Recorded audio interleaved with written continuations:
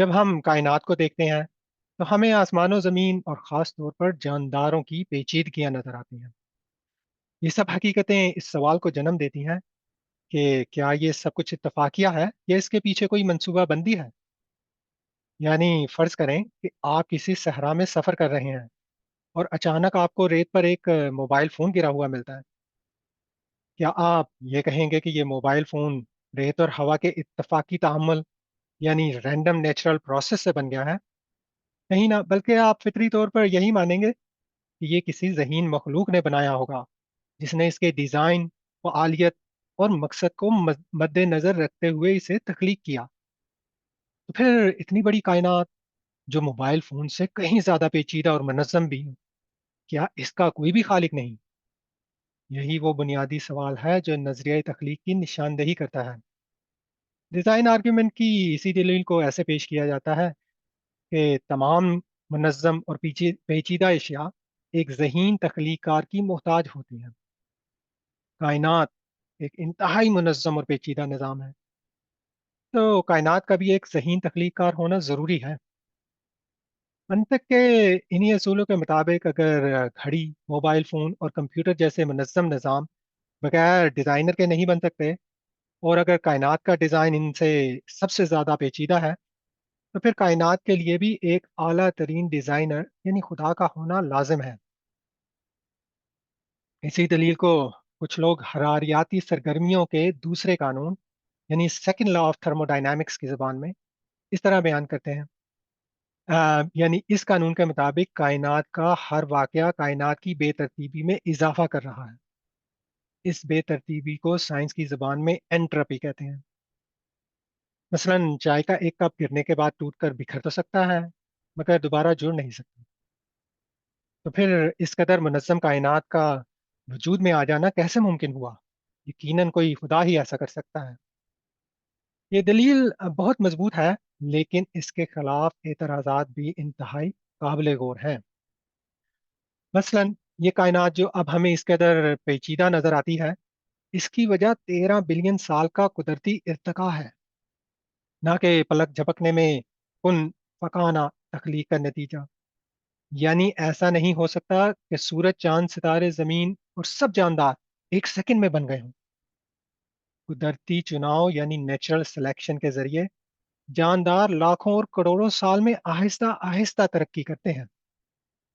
चुनांचे सब डिज़ाइन कुदरती अवामिल और कवानीन का नतीजा है। और जहाँ तक हरारियात के दूसरे कानून का ताल्लुक है, तो जिस तरह कप टूटकर हर बार मुख्तलिफ सूरतों में बिखरता है, कायनात को भी अगर बार-बार बिग बैंग के ज़रिए धमाकों से बिखेरा जाए, तो हर बार इसके अज्जा मुख्तलिफ तरतीब में बिखरेंगे। और अगर अनगिनत बिग बैंग्स किए जाएँ, तो लाज़िम है कि एक कायनात ऐसी हालत में भी वजूद पज़ीर हो जाएगी, जिसमें हम ज़िंदा हैं। यानी जिस तरह लूडो के दाने पर लगातार 3 छक्के लगना मुश्किल है, मगर नामुमकिन नहीं, इसी तरह मौजूदा कायनात का बनना इंतहा की हद तक मुश्किल तो है, लेकिन अनगिनत धमाकों के बाद नामुमकिन नहीं। यानी the probability of a universe coming into existence as we see it now is extremely low, but not zero. और जहाँ तक कायनात की एंट्रोपी के बढ़ने का मसला है, तो इसका ताल्लुक पूरे सिस्टम से होता है, किसी एक हिस्से से नहीं। हो सकता है कि कायनात के एक कोने में एंट्रोपी कम हुई हो, लेकिन पूरी कायनात की ओवरऑल एंट्रोपी में इजाफा ही हो रहा है। कुछ फ़लसफ़ी ये भी कहते हैं कि हमें कायनात पेचीदा लगती है, क्योंकि हम इसमें मौजूद हैं। अगर कायनात मुख्तलिफ होती, तो ज़िंदगी शायद मुमकिन ना होती, और तब कोई सवाल उठाने वाला भी ना होता। 13 बिलियन साल में इंसान की चंद हज़ार साला ज़िंदगी से पहले ना तो ये सवाल था और ना ही कोई सवाल उठाने वाला।